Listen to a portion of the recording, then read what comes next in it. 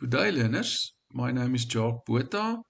I will be responsible for today's chemistry lesson, and the lesson is all about balancing of chemical equations. I hope you enjoy the lesson.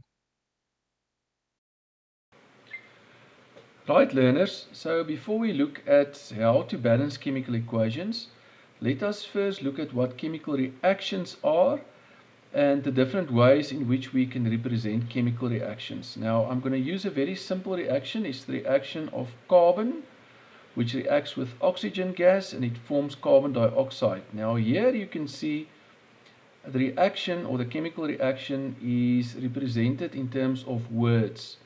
Here's a carbon. The plus tells us that it reacts with oxygen and then it forms carbon dioxide. Important to know, the carbon and the oxygen, those are our reactants.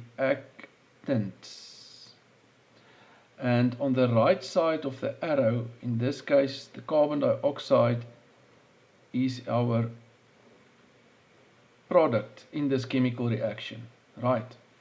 So this is the first way in how we can represent a chemical reaction or an equation that we can use to represent a chemical reaction. The second way is by using a picture equation. It's actually the same thing, it's just more of a visual representation, and that is where we've got these little round circles which represents the atoms of different elements. So this blue colored, solid colored circle here represents one carbon atom.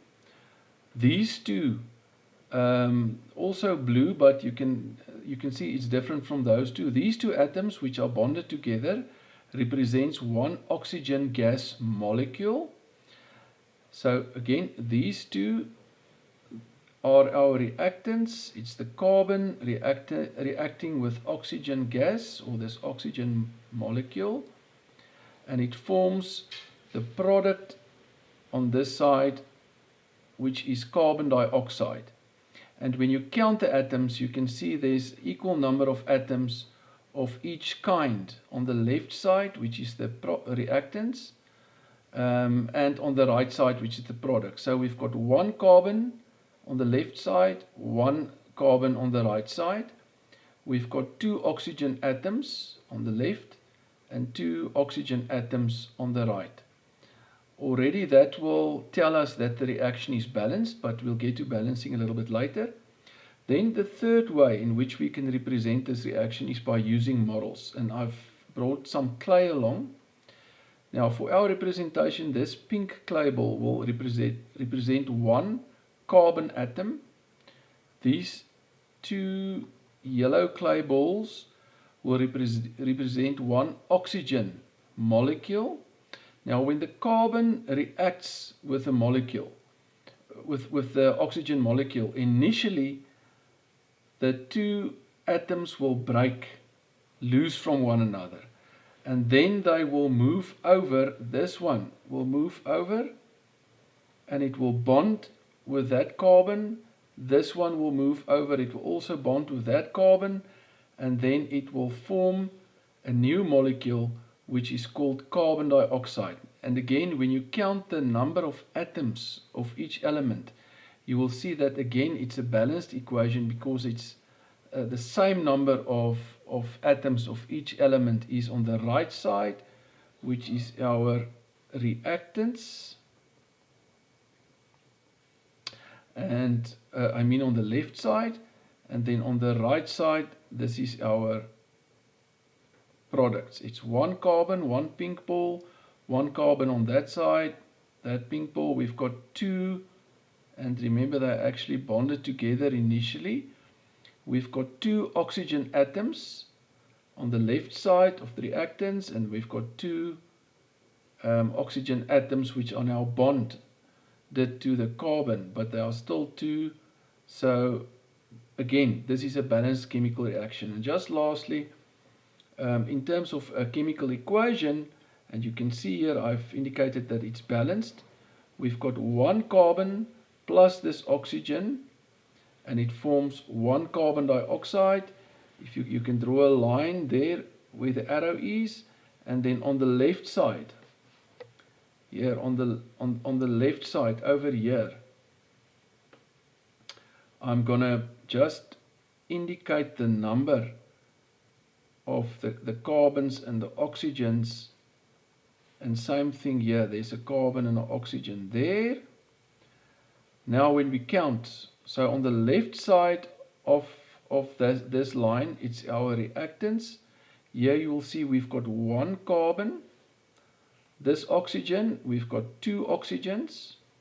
Remember, why do I say it's 2? This little 2 there tells us there's 2 oxygens which forms part of this molecule.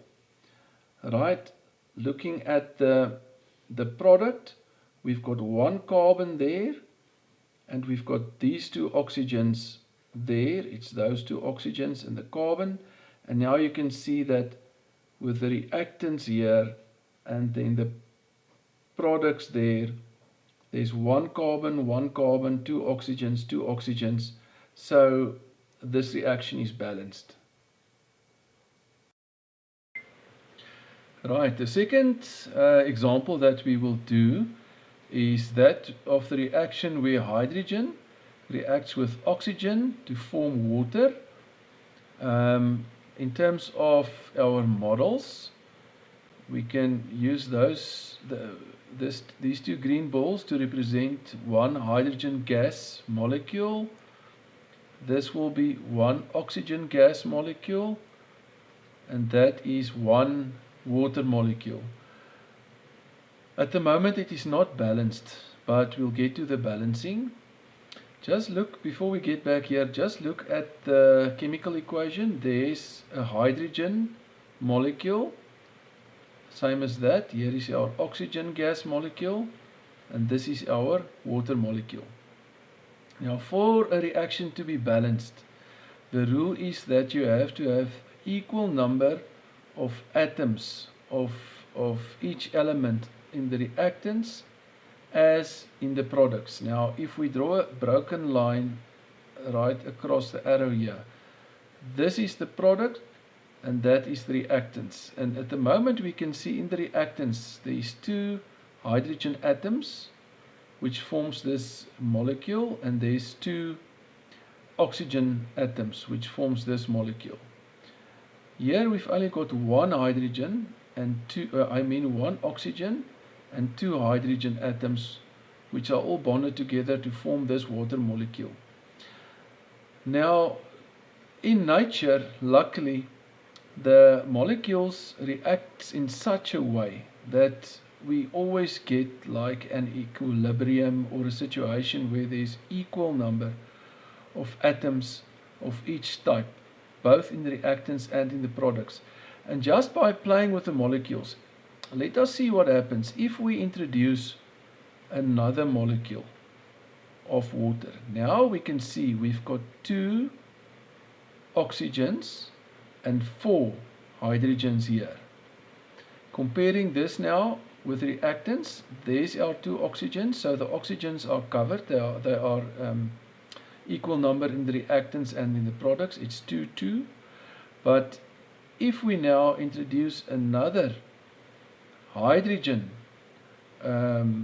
gas molecule on this side, now we can see that we've got 4 hydrogens here, together with 2 oxygens, which is the same number, 2 oxygens and 4 hydrogens there. So at the moment this is balanced. And how do we write this? We write it actually like this. This is 2, the coefficient there tells us there's 2 molecules of the hydrogen gas plus an O2. O2, there's actually a 1 in front. If you don't write anything like in mathematics, it means it's 1. So it's 1 oxygen gas molecule, and that gives us 2 water molecules. So it is balanced. Now learners, in the examination and in the test, normally you won't have models to unpack and to play with to find out how the balancing work. The balancing of equations is done by using a little bit of mathematics. Luckily, it's not difficult mathematics. So what do? When the unbalanced equation like this is given to you, step number 1, you look at the reactants and you write down the atoms or the elements that is found on the left side of the arrow or in the reactants. In this case, we've only got hydrogens and oxygens, right? The 2 there, we know now, just tells you that it's 2 hydrogens bonded together to form a hydrogen gas molecule, but it is just hydrogen. So we can say how many? There's 2 hydrogen atoms at the moment.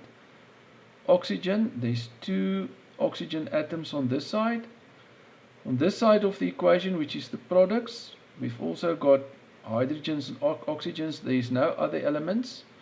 How many hydrogens? This little 2 tells us there's 2 hydrogens, and for the oxygen, on the right side of the oxygen, there's nothing, meaning it's actually just a 1.